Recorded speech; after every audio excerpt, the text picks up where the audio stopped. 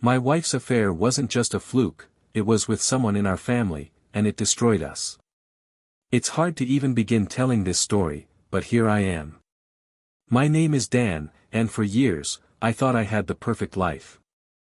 A career I was proud of, 2 kids who brought me endless joy, and a wife, Rachel, who was my rock.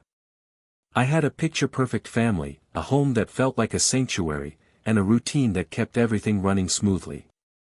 We'd take the kids to the park on weekends, enjoy family dinners together, and even go on vacations to beautiful places when we could. People used to look at us and say, "You guys are living the dream." I believed them. For the longest time, I thought our life was something special, something untouchable. But, as it often happens, reality has a way of creeping in when you least expect it, and sometimes it shatters everything you thought you knew. I was 39 years old, with a loving wife and 2 wonderful children, Ben and Emma. We had a small but beautiful house in the suburbs, one we could afford thanks to my stable job in corporate marketing. Rachel and I had been married for 12 years. We met in college, and from the start, there was this effortless connection between us. She was everything I wanted in a partner: smart, compassionate, driven, and kind. We built our life together, and every day I woke up grateful for what we had. Sure, there were the typical bumps along the way. Financial stress, the sleepless nights with young kids, and the occasional argument about the dishes or leaving laundry in the hamper. But nothing ever seemed serious enough to put a crack in the foundation we'd built. Life was good, and I couldn't imagine ever being happier than I was. But over the course of the past year, I began to notice things, small things, that didn't add up. At first, I brushed them off. I thought I was just being paranoid, worried about nothing. After all, we had a great relationship. Why would Rachel do anything to jeopardize that? But, with time, the signs kept showing up, and I couldn't ignore them any longer. The first noticeable change was in Rachel's behavior. She'd always been so present, always engaged with the kids and with me.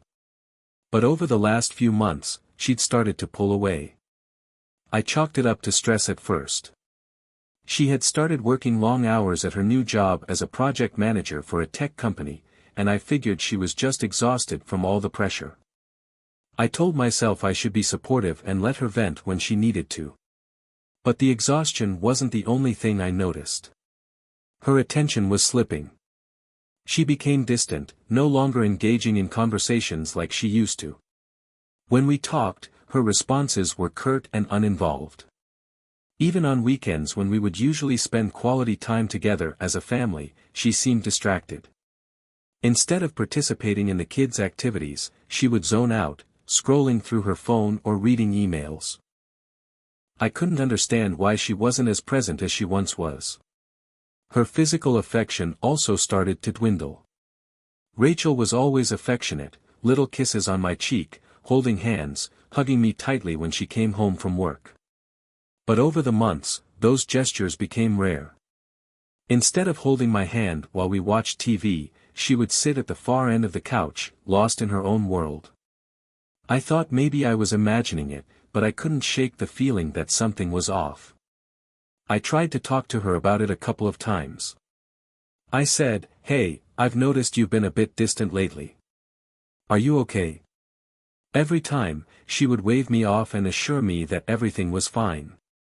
"You're just overthinking things, Dan," she'd say.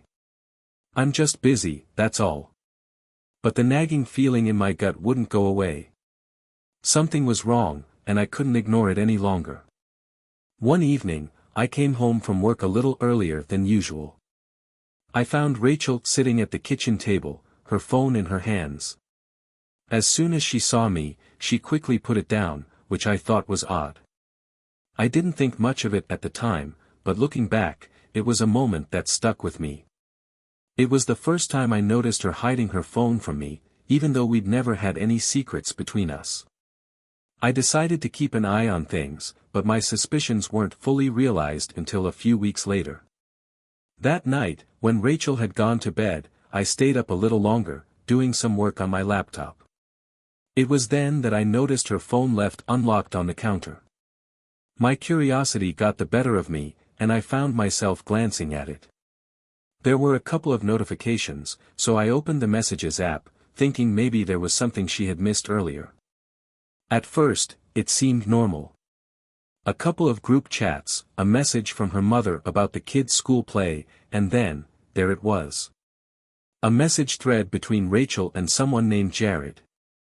At first, I didn't think much of it. Jared was a name I recognized, he was my cousin. Not just any cousin, he was my closest relative, someone I'd grown up with and considered a brother. We'd shared holidays, birthdays, and even a few family vacations. We had an unspoken bond, a mutual respect, and I trusted him with my life. As I scrolled through the messages, my heart sank. The exchange between Rachel and Jared wasn't professional or friendly. It was intimate, flirtatious, and laced with a sexual undertone I couldn't ignore. It was clear, Rachel and Jared had been involved with each other. The messages became more explicit as I scrolled. Jared had sent her pictures, and she had responded with words that no wife should ever send to another man. My hands were shaking. I couldn't breathe. The realization hit me like a ton of bricks. My wife, the woman I had built a life with, the mother of my children, was having an affair. But not just with anyone. With Jared. Someone who was like family to me. I had to confront her. I didn't know how, but I knew I couldn't stay silent. I felt nauseous, my entire body trembling as I thought about what I had to do.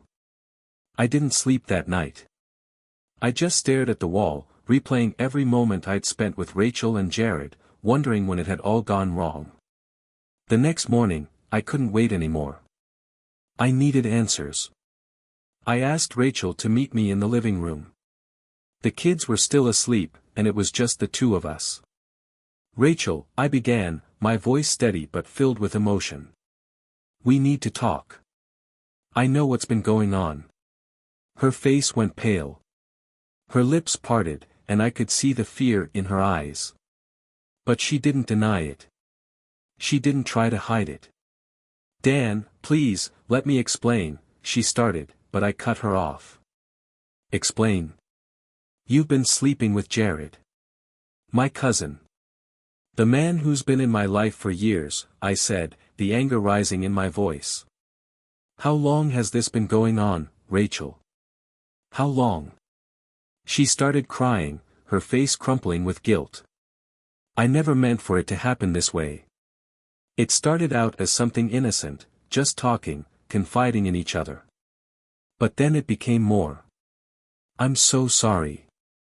I never meant to hurt you, Dan. It just happened. The pain in her voice was raw, but it wasn't enough.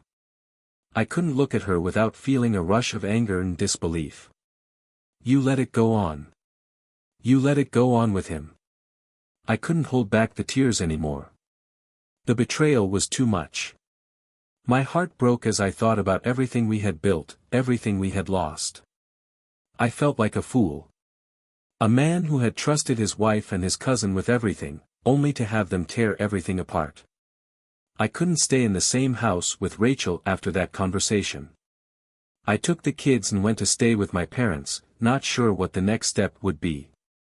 What was I supposed to do now? Could I ever look Rachel in the eyes again? And Jared, could I ever forgive him? I didn't know how to process what had happened. For the next few days, I barely spoke to Rachel. She would call me, begging for forgiveness, but I couldn't bring myself to pick up the phone. I didn't want to hear her excuses. I didn't want to hear her apologies. I just needed time to process. And then, one day, I got a call from Jared. I answered it, but I barely recognized the voice on the other end. Dan, I'm so sorry. I don't know what happened. I never meant for things to go this far, but I was wrong. I don't expect you to forgive me, but I just needed to tell you that I'm sorry.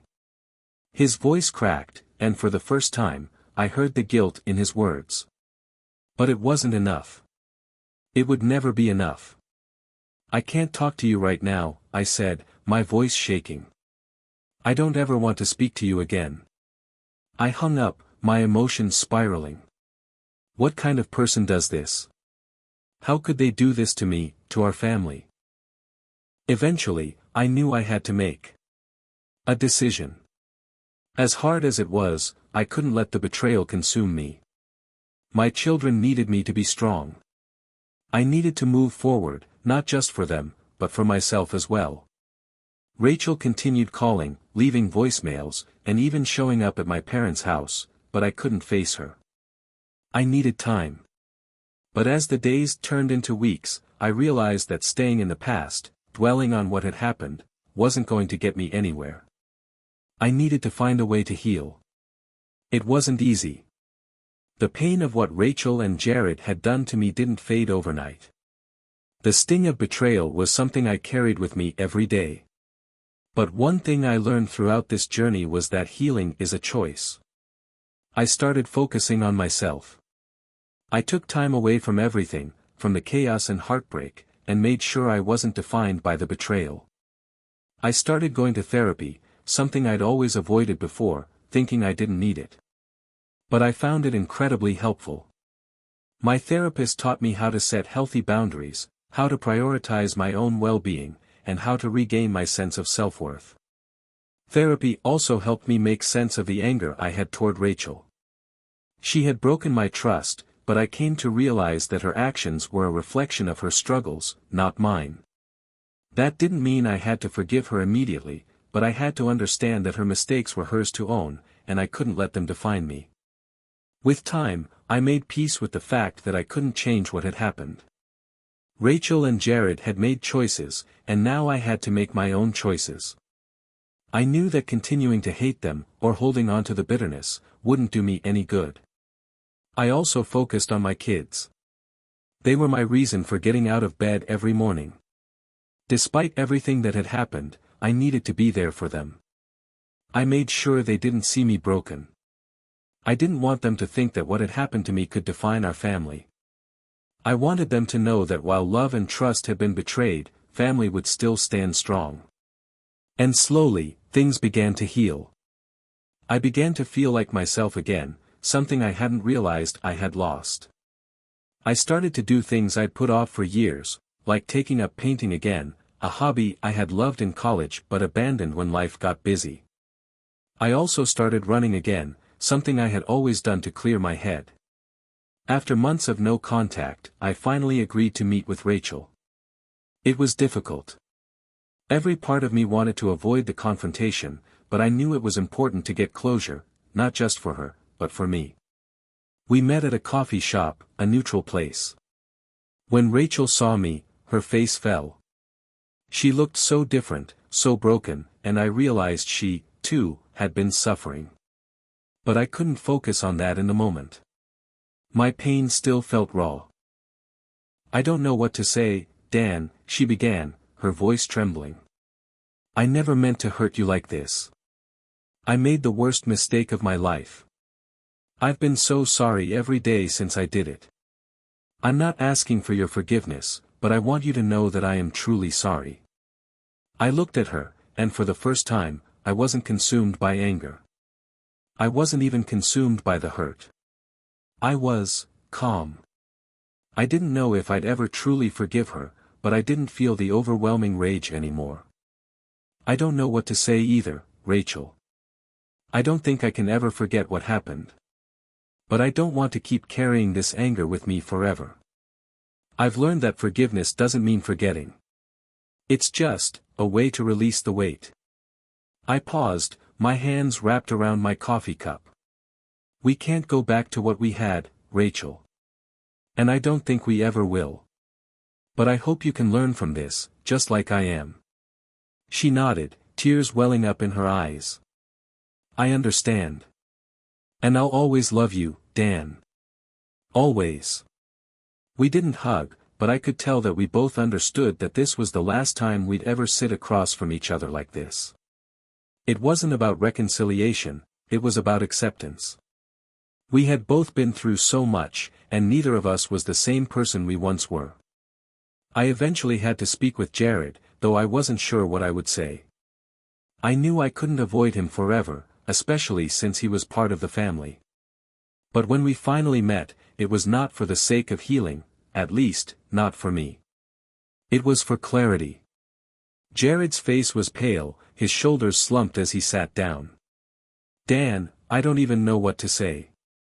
I know I destroyed everything, and I can never take that back. I just want to tell you that I'm sorry. I never meant to hurt you. This wasn't about you, it was about me and my own issues. I don't want your apology, Jared, I said, the bitterness rising in my voice for the first time in weeks. I just want you to understand the damage you've done. You don't get to come back from this. Not for me. Not for Rachel. You've lost your place in this family. And just like that, I ended it. No more second chances. No more pretending that this wasn't a betrayal too deep to heal. I didn't want to carry around hate anymore, but I had learned one thing through all of this: my boundaries were sacred. I couldn't let anyone, no matter how close they once were, cross them again. Now, as I look back, I realize how much stronger I am because of everything that happened. I've learned how to trust myself, how to choose myself above all else. I've grown into someone who understands the value of self-worth and self-respect. No matter how much pain I've been through, I know that I'll be okay. I've learned to stand on my own 2 feet, to set my own path, and to be a better father to my children. As for Rachel, we've agreed to co-parent Ben and Emma, but I no longer have any illusions about our future. I'm not angry at her anymore, but I've moved on. I can't change the past, and I don't want to carry the weight of her mistakes forever. I've been able to forgive myself for allowing the betrayal to happen, and I've learned that moving forward is all that matters now. Life goes on, and while this chapter was one I never saw coming, it's one I'll close with gratitude for the lessons learned. Please like, comment, and subscribe if you found this story meaningful. Let's continue to support each other and create a community where healing and honesty are prioritized. Thanks for watching, and remember, life is about learning, growing, and finding peace within yourself. Stay strong, and I'll see you in the next video.